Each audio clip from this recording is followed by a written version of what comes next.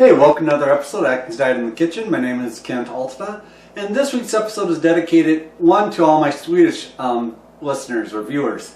I've been requested by one of them to make a special Swedish dish. I want to dedicate this to her, and this obviously goes on with my Super Bowl series, finding out some snack foods that one can have as an appetizer before the game. And what better else? Swedish meatballs. So come along with me and we'll make it up.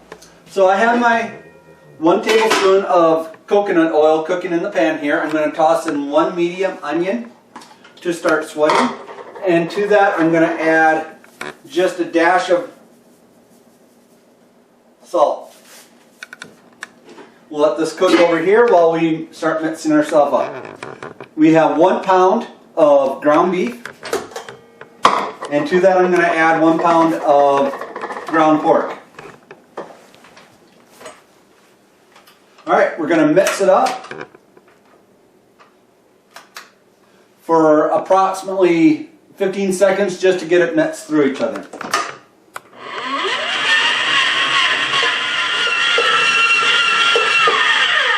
Alright, so the ground beef and the ground pork are mixed through each other. To this, I'm going to add a teaspoon of salt,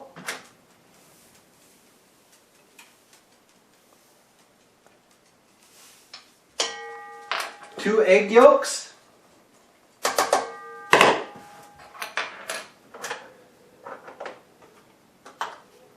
a ½ teaspoon of black pepper,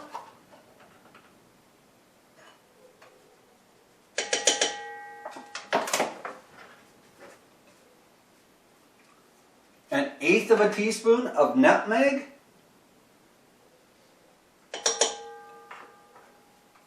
a 1/4 teaspoon of allspice,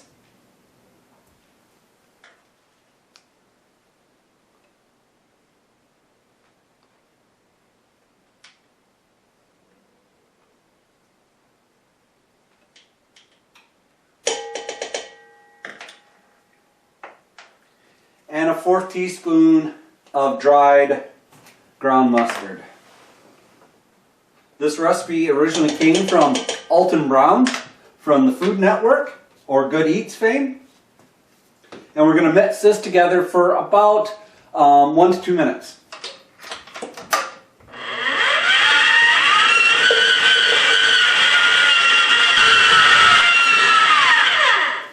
Okay, so it just finished up. It's well mixed. To this I'm going to add the onions from the stove. You can tell that they're nicely browned at this moment and translucent. Now the original Alton Brown recipe called for toasted breadcrumbs. Well, obviously on a low-carb diet that's really not the most desirable way to do it.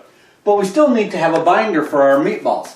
So the binder I like to add is Parmesan cheese.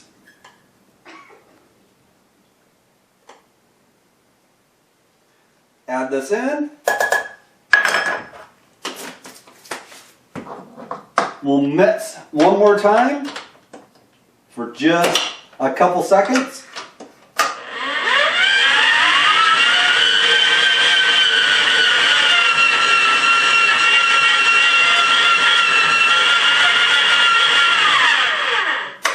Alright.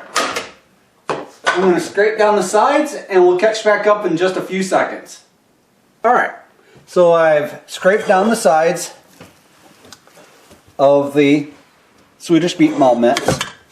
So at this point I'm going to turn on my pan again, using a tablespoon, portion out roughly about 1 ounce of the stuff, roll it into a ball and put it in your pan.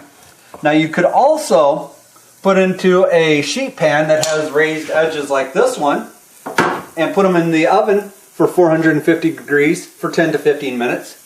But being that I have to make a sauce on top of the meatballs, I might as well only dirty up one pan.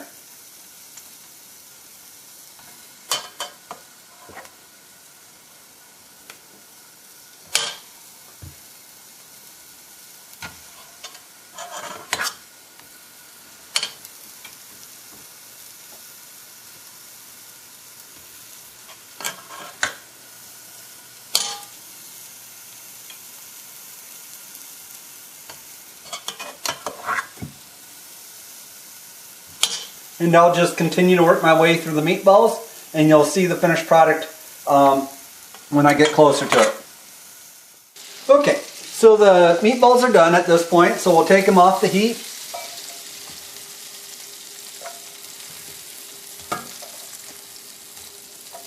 I rotated them about every 2 to 3 minutes while they were cooking so that all sides have gotten brown.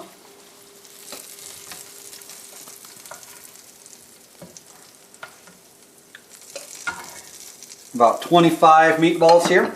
So, as I showed in my last video, there's multiple ways you can make a gravy. Well, this way is just the easiest one that I've found. You could also make it with egg yolks, but I think this way works just a little bit better. I got 2 tablespoons of carb cook here.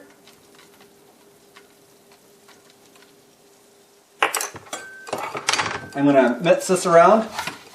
I don't need to add any more oil to this, as the drippings from the meatballs is certainly enough. I want to scrape up all the fond off the bottom, which is that brown crusty parts, which are the flavor bits.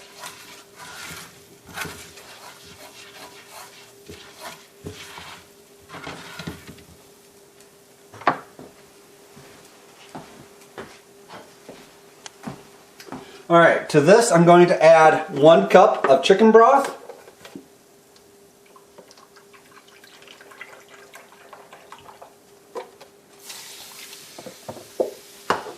One-third cup of heavy whipping cream.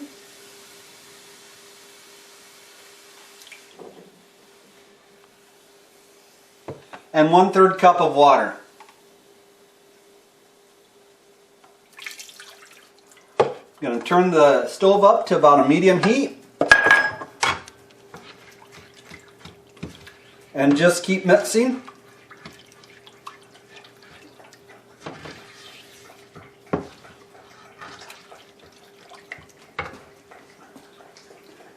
This will congeal down in about 5 minutes of cook time. We'll add the Swedish meatballs back into the gravy mixture, and you'll see the finished product. I'll talk to you guys then. Bye.